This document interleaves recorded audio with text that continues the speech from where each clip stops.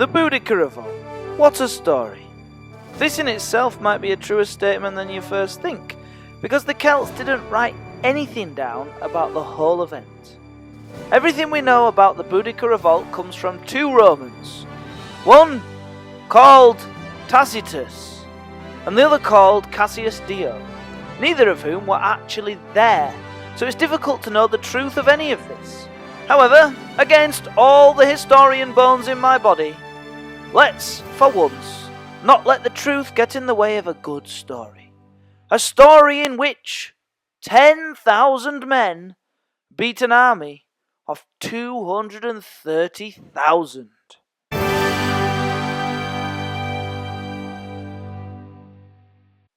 So how did it all start?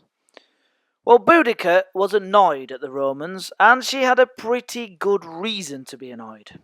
Her husband, the leader of the Iceni tribe, had died, and when he died, the Romans came to enslave the Iceni tribe. Boudicca was whipped, and her daughters were raped. Now, my wife gets really annoyed when I leave odd socks everywhere, so I can't imagine the wrath of Boudicca grieving for her lost husband to then have this happen to her and her daughters. She immediately managed to raise the Iceni to revolt, and, rarely for the Celts, she also managed to get other tribes to rally to the cause.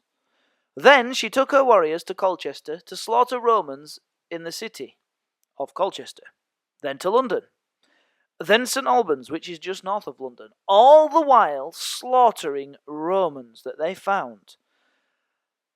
Tacitus says that during Boudicca's little tour of southern England, her army killed over 70,000 people.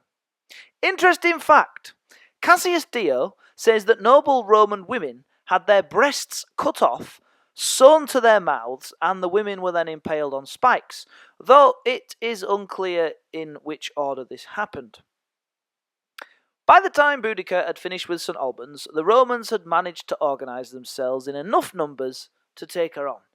Now, Tacitus and Cassius Dio say that 10,000 Romans fought 230,000 Celts. I'm a bit suspicious about this, just because I cannot imagine the Celts would have stood around letting the Romans count them before or after the battle, because we only have the word of Cassius Dio and Tacitus on this, and because it always makes people sound tougher if they've taken on 10 men as opposed to one small child. For all of these reasons, I think the Romans could be exaggerating, because we beat all these people. However, though it makes my historian bones want to tear my own tongue out, let's continue with the story and continue not to let the truth get in the way of a good story, because in this case, it's pretty much impossible to know the truth. How did 10,000 Romans manage to beat 230,000 Celts, despite being outnumbered, for those mathematicians out there, by 23 to 1. That's right, 23 to 1.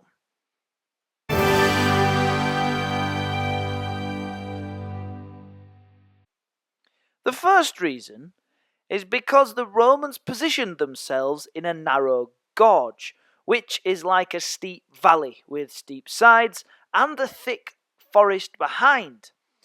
This meant the Celts couldn't swarm around the flanks, and they couldn't get behind the Romans, so they couldn't go around the side, they couldn't go around the back.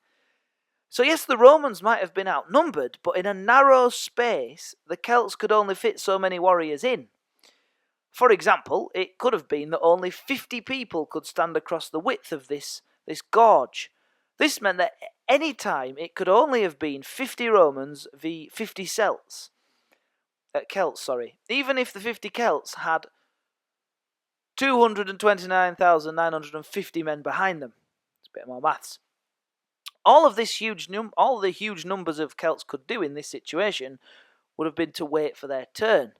But the Celts didn't wait patiently, it wasn't their style. They crushed forward in their blood frenzy, and the result was a squashed up army without space to move.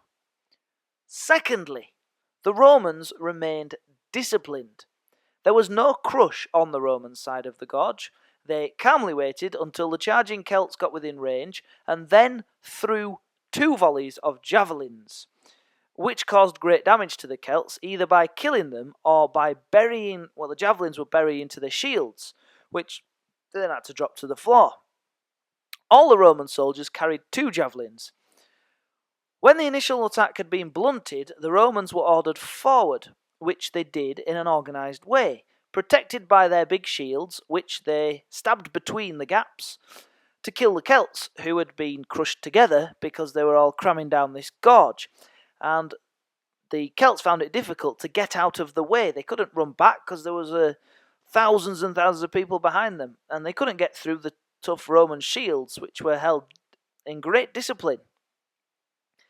A third reason that the Romans won was because though Boudicca was a leader, she wasn't a general. The tribes did not take orders from her.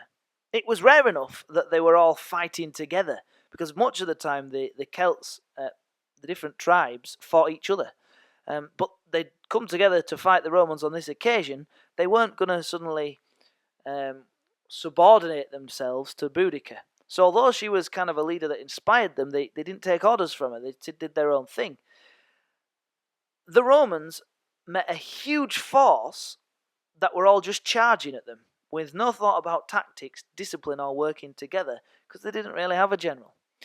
Finally, the Roman general, because they did have one, who was also the governor of Britain, called SUETONIUS, made clever use of his cavalry, which he kept away from the fighting, until the Celts were being pushed back by the ordered Roman advance. When this happened, the cavalry joined the attack, riding into the Celtic flanks and attacking the supply wagons, which Boudicca had left unguarded. After the cavalry attack, and with the Roman legionnaires advancing and efficiently killing, the Celts, who could not make their numbers make any difference because the narrow gorge stopped them getting around the sides and the forest getting them around the back, well, the Celts broke and began to run away. The Roman cavalry rode after and killed as many retreating Celts as they could. Tacitus said that Boudicca took poison, that the Celts lost 80,000 warriors, and that the Romans lost just 400.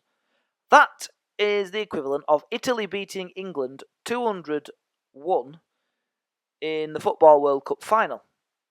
Okay, so I question the figures given by the two Romans, but the results suggest that the Roman army was 200 times better than any Celt army. And actually, though it's impossible to put a figure on how many times one army was better than another, 200 times might not be far off. So yeah, a bit of a story, but there are some... Well, there's probably very little doubt that the Romans were massively outnumbered, even if the numbers were exaggerated.